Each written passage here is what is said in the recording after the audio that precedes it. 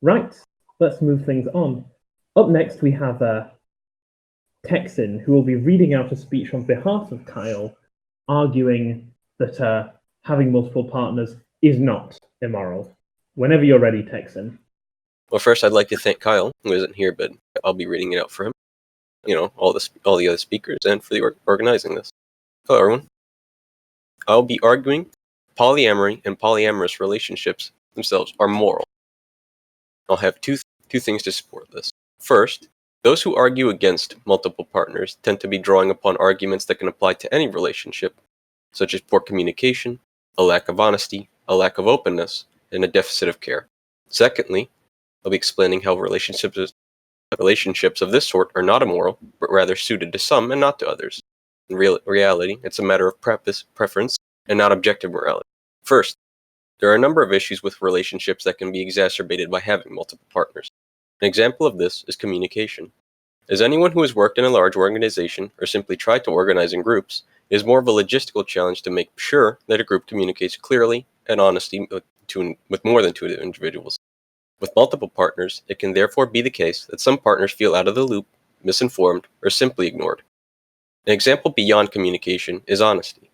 Quite simply, as the number of partners increases in a relationship, so does the potential incidence for lying.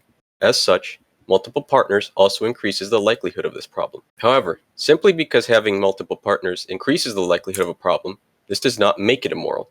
Rather, the immoral things here are not communicating clearly and lying to your partners, not the practice of having many of them. Having multiple partners may make it harder to make the moral choice due to logistics, but it is clear that it is not moral in and of itself. Furthermore, in my experience of being in a multiple partner relationship, I found that I could thrive in the environment, but others in the relationship struggled with these problems, not being the sole source of attention, sharing love beyond a single partner, and sometimes feeling like you're not the favorite made it too difficult for them to be a part of it. This again does not prove that it is moral or immoral, simply that polyamorous relationships are more suited to some than others. Again, it's not a matter of morality or immorality, simply preference. In conclusion, it is clear that having multiple partners is not immoral because it can be neither moral nor immoral. It is simply a matter of preference.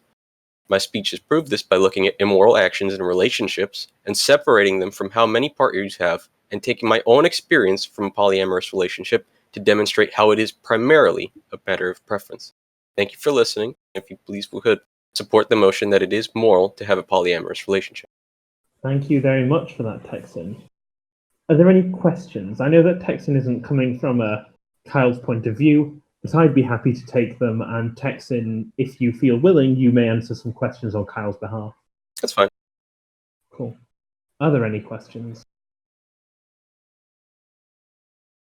It would seem that Kyle's speech was simply so complete that there are no holes to pick in.